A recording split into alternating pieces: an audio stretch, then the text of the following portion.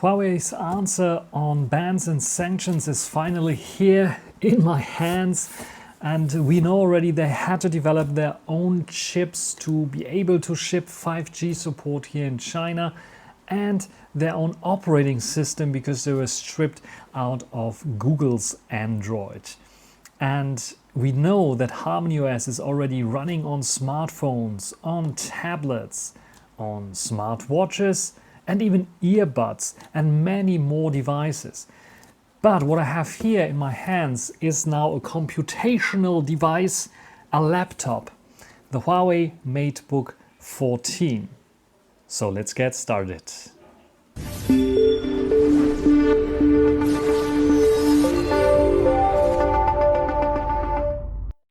The first thing that we'll notice is the gorgeous design. Instead of a boring gray or black, we have wild green. This is how the new design is called. And when you open this up, you will notice that we are greeted by a very unique chiclet style keyboard, also inheriting this green spirit with round buttons and of course the HarmonyOS logo there.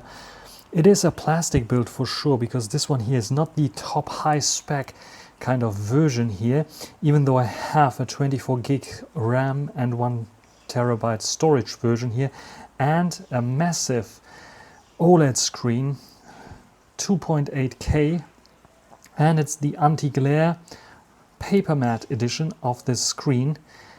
And what you'll notice as well is that unlike others who put a fingerprint power button in the keyboard, or basically as part of the keyboard, they put it here intelligently above the keyboard to unlock the device, and so you don't hit accidentally the power button if you want to press the delete or backspace key. And of course this gorgeous display has touch support, so I can just simply minimize here this video and you see my setup that I have here. Can also show all of the windows open, so this is also possible. I have an extra search bar here and some applications that I can run, minimize here if I want to. Swiping up is not working. Swiping down, however, is allowing me to close the window, minimize the window if I need to, which is quite cool. And I have also the back gesture, just like in good old times on Huawei devices, which is quite cool. Some of the gestures I'm able to do it on a touchpad as well, like 3-finger swipe up to go into multitasking view, as you see here. Or if I want to just minimize one window or get all of windows out of the way, swipe completely up, all of them are up, out of the way, then swipe down and they're back here. The device comes running with HarmonyOS 6.117. In this case it's SP68, and as you see here, 1 terabyte version. This is what I have here, and yeah, this is the MateBook 14. Let's close this up here and you will see the operating system that reminds us a bit of a clone of Windows, maybe newer Windows versions, with this centered piece of buttons here, a bit of a Mac OS maybe, or Linux inspired. They have a Linux version as well since years with their MateBook lineup that resembles this a little bit. Going back to the keyboard, you will notice also because it's not Windows, we have a HarmonyOS key, and this is a search key actually, which will show you recent files, for example, and recent applications. Very handy indeed. We have a function key button and we have a Celia Assistant button. If I press this, Celia Assistant will turn up and it will be able to type in something or even listen to what I'm saying. Do I need an umbrella today?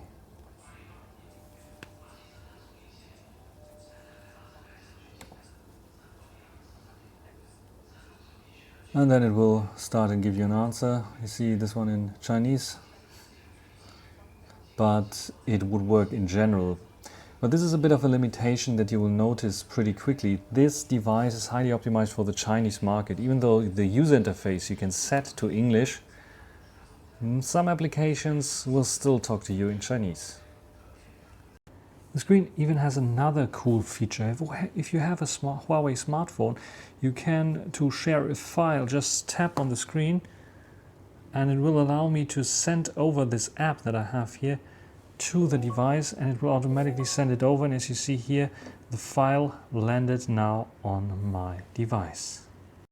Let's talk a little bit about software, and the elephant in the room is what about the applications? On the phone we know well that we have multiple options to run Android applications, for example, but on the laptop it's a bit of limited. There's only one app, and that's called Droid Tone, and this is the painful process of getting something installed. You see, it will take a while, but you can install some software like Chrome Beta here on this device and can run it as an Android application. And even though if you try to open Chrome Beta, it will get stuck at one point in this loop here. I'm not sure what's going on there. I had it running for I think 15 minutes and nothing happened. But if you have it installed, it's important to have Chrome Beta installed. Then you can get Micro G working, at least the Micro G version that is necessary to be installing some YouTube client. Like this one, for example. And hey, I know this guy. If you're interested in more videos, like and subscribe. This will help my channel tremendously. There is a nice video about the Huawei Pure 90 Pro Max if you're interested in this. And yeah, you can even see it with subtitles. So if you mute the phone, the tablet, it will go automatically into subtitle, and you can of course go also full screen.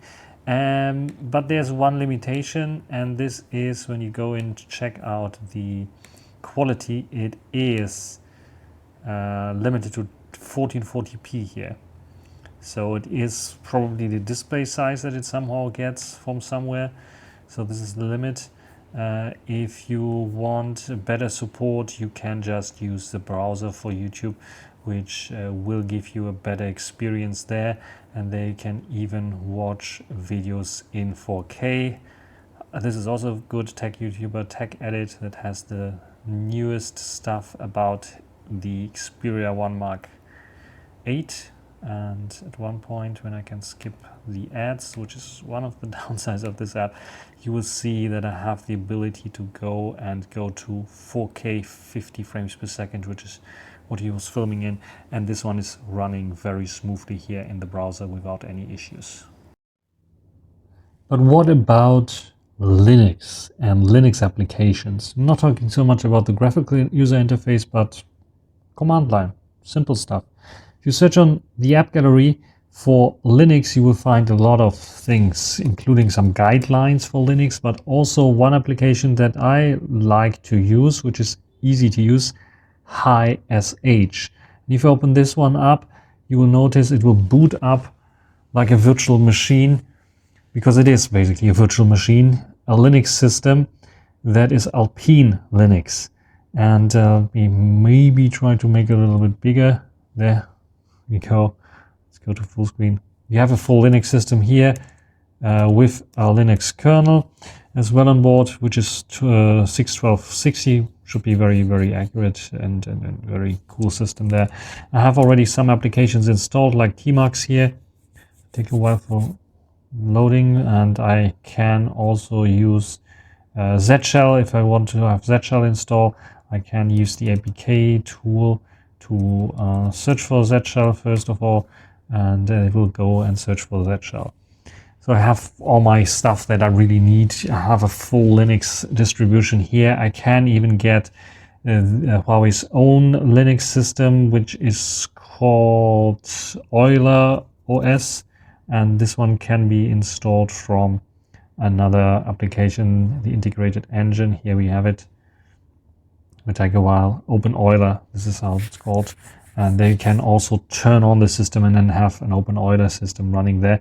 And you can choose how much gigabytes it should use for RAM and how much CPU cores it should use as well. You can make snapshots, and file sharing is possible as well, which might be a very good option there for those people who like to have a bit of more full screen system running there. You can even set up the network if you need to, and there's disk space that it can occupy as well. And while this is still running, for some reason it takes a while, we can also install Windows for those people who are asking about that. There's OS Easy that you can use, and I think there's another one that you can use as well. I just paused the download because I'm not really a Windows guy. I hate to work with Windows. I don't like it, but you can run full Windows applications and then switch between the HarmonyOS system here and the ARM version of Windows. Keep that in mind, the ARM version, which has a bit of limited app support currently still. In general, I can tell you I'm pretty happy with the MateBook 14. It does what it promises. Yes, I know what I was getting into. It is not a replacement for your typical Windows or Linux laptop when it comes to productivity. Though you have a very nice keyboard where you can definitely do this productivity work, because it is with this chiclet style and this uniqueness a little bit of a magnet for everyone to see, but also it is very good to type on. They're using some kind of switches there that they're very comfortable if you want to type in even longer text. So YouTube comments I was answering there, emails I was answering there, and even a little bit of vibe coding I was doing with this keyboard, which is working very, very nice. So no issues and complaints about that. The speakers. System check, frequency wide. Bass, drop, crisp highs hitting like a laser beam, pure mids flowing like a silent stream, feel the pulse steady in the deep, the hardware wakes, no time to sleep, LL Techview, hear the sound, turn it up, turn it all around.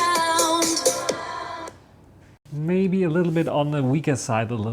There could be a bit louder here and a little bit more bassy. It's not top high class, but it is good enough for what I'm doing, watching a little bit of YouTube videos, cutting my video with the included speakers.